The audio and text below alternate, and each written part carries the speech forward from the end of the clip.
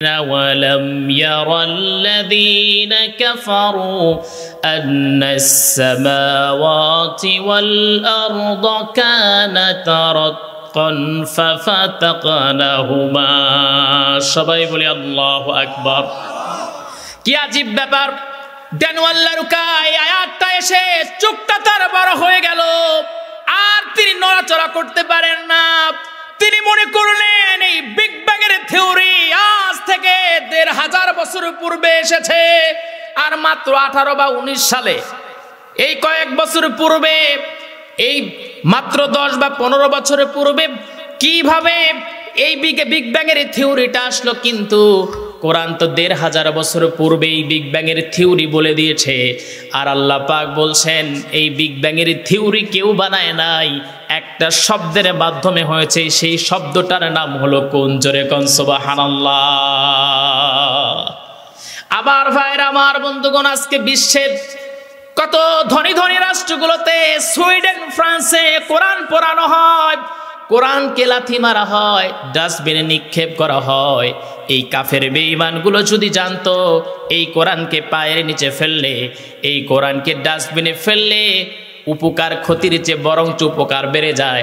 কারণ যারা গবেষণা করে, এই গবেষকরা চিন্তা করে বাইবেল কেন পড়ালো না, ত্রিপিটক কেন পড়ালো না, অন্য অন্য কিতাব কেন পড়ালো না, কোরআনের উপরে এত রেশ কেন তাদের? তখন তারা কোরআন নিয়ে গবেষণা করে। আর কোরআন নিয়ে যখন গবেষণা করে, আল্লাহ পাক সুন্দর করে কোরআন আল কারিমের মধ্যে বলছেন, যারা কোরআন আল কারিমের যখন সংস্পর্শে এসে যায়, তাদের সম্মান যিনি বাড়ায়া দেন তিনি কে? তার মানে এই কোরআন যদি কেউ পুরায়, এই কোরআন যদি অপমান করে, এই কোরআন যদি ডাস্টবিনে ফেলে, মুসলমানের বাচ্চা সহ্য করতে পারে না, প্রয়োজনে তাদের জিহ্বা টেনে ছিঁড়ে ফেলতে দ্বিধাবোধ করবে না, ঠিক কিনা? আমার ভাইরা, আমার বন্ধুগণ, হক কথা যেটা, সেটা আমি বলবোই। এই ৫, ৭ আর ১০ মাস আগেও কাউরে ভয় করে কথা বলি নাই, আর এখন তো খোলা মাঠ। আমার ভাইরা, আমার বন্ধুগণ, ৫০টা বছর কোরআনের তাফসীর তিনি করলেন। সম্মানটাকে মাটির সঙ্গে মিশিয়ে দেওয়ার জন্য কতজন চেষ্টা করলো, ধর্ষকের মামলা দিল, রাজাকারের মামলা দিল, অতঃপর বেচারা দুনিয়া থেকে তাকে বিষ প্রয়োগে হত্যা করলো। তারপরও সম্মান কমেছে নাকি? কিন্তু এখনো সে জীবিত থাকার পরেও মানুষ তার ছবির উপরে জুতা দিয়ে পাড়ায়। আছে না নাই? আছে না নাই? পৃথিবীতে কেউ স্থায়ী হয় না, হোক না সে ফেরাউন কিবা নমরুদ, কেউ ভবে চিরকাল রয় না, চলে যায় সব ছেড়ে যেতে হয়, মৃত্যু মানে না কোনো পরিচয়, সব রাজা মহারাজা আর মহাবীর, কাউকে সে অবকাশ দেয় না। পৃথিবীতে কেউ স্থায়ী হয় না, হোক না সে ফেরাউন কিবা নমরুদ, কেউ ভবে চিরকাল রয় না। সবাই বলি ঠিক কিনা? আর একটু জোরে কোন ঠিক কিনা? আবার ভাইরা, আমার বন্ধুগণ, ইতিহাস ঘেটে দেখেন, ইতিহাস পড়ে দেখেন, আজকের যুব সমাজ মাহফিল দিয়ে শেষ, ওরা আর ইতিহাস সম্পর্কে কিচ্ছু জানে না। এই যুবকগুলো যদি ইতিহাস সম্পর্কে জানতো, আল্লাহর কসম তারা কোরআনের কাছে ফিরে আসতো। ইয়াং মেয়েরা যদি টাইট ফিটিং জামা পরা বাদ দিয়া যদি কোরআনের সংস্পর্শে আসতো, তারা বলতো কোরআন যে সম্মান আমাদের দিয়েছে, সেই সম্মানটা আমাদের ফিরাইয়া দাও, ঠিক কিনা? আবার ভাইরা, আমার বন্ধুগণ, এই জালিমরা জানতো একমাত্র আমাদের উৎখাত করতে পারে ইয়াং জেনারেশন। সেই ইয়াং জেনারেশনের মাঝে একটা অ্যান্ড্রয়েড ফোন ঢুকাইয়া দিল, সারাটা দিন ফ্রি ফায়ার আর পাবজি নিয়ে তারা ব্যস্ত, সারাটা দিন ফ্রি ফায়ার আর পাবজি নিয়ে ব্যস্ত। কিন্তু যখন শেরপুরে যায়, যখন দেয়ালে যখন পিঠ থেকে যায়, একটা পর্যায়ে এই অ্যান্ড্রয়েড ফোনের আসক্তির এই যুবকগুলো, এই আপনার ইন্টারনেটের সঙ্গে যুক্ত যুবকগুলো একটা সময় তারা বুঝতে পেরেছে জালিমের জুলুম আর সহ্য করা যায় না। তখন তারা বুঝতে পেরেছে ওলামায়ে কেরাম কেন জেলের ভিতরে, তখন তারা বুঝতে পেরেছে আমাদের বৈষম্য কোথায়, তখন তারা বুঝতে পেরে জুতা পেটা করে ক্ষমতা জুতা করেছে, ঠিক কিনা? একবার দেশে ঢুকে দেখ, বদমাইশ আসবে না ইনশাআল্লাহ। কষ্ট হচ্ছে, একটা লোক উঠবেন না। আজকে আমি আপনাদের নাই বুঝায়া যাব আর নাই বুঝে যাব ইনশাআল্লাহ। চাইছিলাম 1 ঘন্টা কথা বলবো, কিন্তু চলবে নাকি? শেষ পিছন থেকে শুনতে চাই, চলবে তো নাকি ইনশাআল্লাহ? মা বোনেরা অনেকে আসছেন, আমি শুনেছি, ভয়ের কিছু নাই, আমি আপনাদেরই নিয়েও আলোচনা করব ইনশাআল্লাহ। সারা রাত? আচ্ছা, যাক, বলি আলহামদুলিল্লাহ। এই যে ভালোবাসাটা, এই ভালোবাসাটা যেন আল্লাহ পাক আমাদের কবুল আর মঞ্জুর করে নেন। সবাই বলেন আল্লাহুম্মা আমিন। আর একটু জোরে বলেন আল্লাহুম্মা আমিন।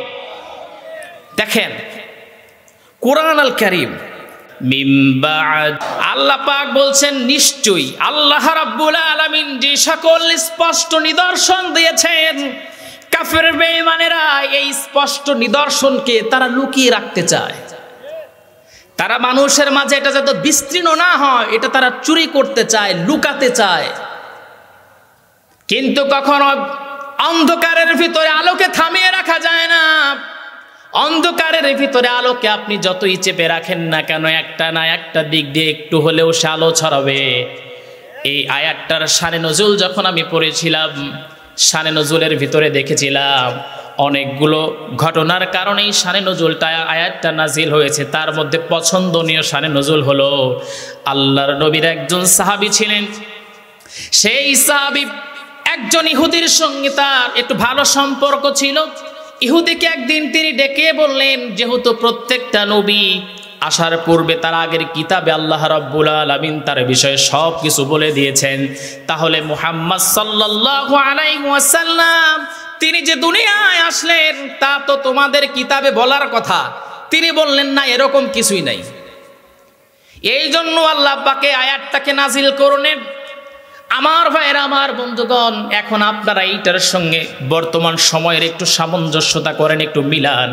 একটা জিনিস বুঝেন, এই যে আল্লাহ রাব্বুল আলামিন, কোরআন এমন একটা কিতাব, ইসলাম এমন একটা ধর্ম, অন্য ধর্মের চেয়ে ইসলামের বিশেষত্ব কেন বেশি?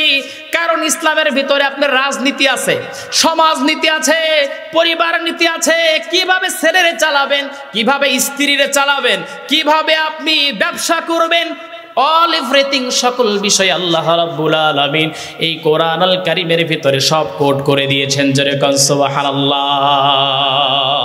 ইসলাম শুধু আপনার ধর্মীয় একটা আপনার ধর্ম এরকম কোনো কিছু নয়, বরঞ্চ প্রত্যেকটা জায়গায় চলনে ফেরনে, ওঠনে বসনে, রাজনৈতিক, ইলেকশন, ক্যানভাস, ভোটাভুটি, আবাদ বসত, ব্যবসা বাণিজ্য, কোর্ট কাচারি, সকল কিছুতে ইসলামের পদার্পণ আছে। বলোই ইন্নাদ দীনা ইনদাল্লাহিল ইসলাম, আল্লাহর কাছে মনোনীত ধর্ম হলো ইসলাম। সবাই কোন ঠিক কিনা? তাহলে আমি তো দিনের কথা বলবো, আকিমুদ্দিন, দিন প্রতিষ্ঠার কথা বললে রাজনীতি কেন মনে হয় বিয়া তোমার? আমার ভাইরা, আমার বন্ধুগণ, একটা জিনিস বুঝেন, হাদিসের ভিতরে এসছে কিয়ামতের দিন যখন কিয়ামত হয়ে যাবে, কিয়ামত হয়ে যাবার পর সংক্ষেপে বলছি, বনি আদম 5টা প্রশ্নের অ্যান্সার দেও ব্যতীত এক পা তুলতে পারবে না। সেই 1 নম্বর প্রশ্ন হলো, লা তাজুলু কদমা বনি আদম হাত্তা ইউসআলু আন খামসিন আন উমরিহি ফিমা আফনাহু। একটু মিলান। প্রথম নাম্বার প্রশ্ন আপনাকে করা হবে, তুমি তোমার জীবনটা কোন পথে, কোন রাস্তায় ব্যয় করেছো? আমার ভাইয়েরা, আমার বন্ধুগণ, এখন বুঝেন, আল্লাহ পাক প্রথম নাম্বার প্রশ্ন করেছেন, তিরমিজি শরীফের হাদিস। আল্লাহর নবী বলেন, প্রথমে প্রশ্ন করা হবে কিয়ামতের দিন তুমি তোমার জীবনটা কোন রাস্তায় ব্যয় করছো, কোন রাস্তায়? ওই মুহূর্তে আপনি বলবেন, আমি ছিলাম গম চোরের এক পাতি নেতা, নাকি? যেরকম সুবহানাল্লাহ, নাকি? অথবা অনেকেই বলবেন, আমার নেতা ছিল আইয়ুব বাচ্চু, মরে যাওয়ার পর ওর কবরের উপরে গিটার দেওয়া হয়েছে, অ্যান্ড্রু কিশোর আপনাদের রাষ্ট্রের নাকি? না, ওই সময় এগুলো মনে থাকবে না। ওই সময় আপনাকে বলতে হবে আপনি আপনার জীবনটা কোন রাস্তায় ব্যয় করেছেন। সাহাবীদের ঈমানদীপ্ত জীবনী, সাহাবীদের আলোকিত জীবনী, আমি এই সকল কিতাবগুলো পড়ে পড়ে দেখেছি, সাহাবায়ে কেরামের জীবনের ভিতরে দেখেছি সাহাবায়ে কেরামের জীবনী এত সুন্দর ছিল, তারা তো ইসলামটাকে পরিপূর্ণভাবে তারা মেনে নিয়েছে। জোরে কোন সুবহানাল্লাহ। সব জায়গায়, সব সেক্টরে। এখন আসেন, আল্লাহ রাব্বুল আলামিন সুন্দর করে বলছেন, কুল ইন কুনতুম তুহিব্বুনাল্লাহা ফাত্তাবিউনি ইউহিব্বুকুমুল্লাহ ওয়া ইয়াগফির লাকুম যুনুবাকুম আল্লাহু গফুরুর রহিম। কথাটা কার? আল্লাহ রাব্বুল আলামিন সুন্দর করে ডেকে বলছেন, যদি তোমরা আমি আল্লাহর ভালোবাসা পেতে চাও তাহলে ইত্তেবা করো, অনুসরণ করো, অনুকরণ করো আমার নবী মুহাম্মদুর রাসূলুল্লাহ। আল্লাহু আকবার।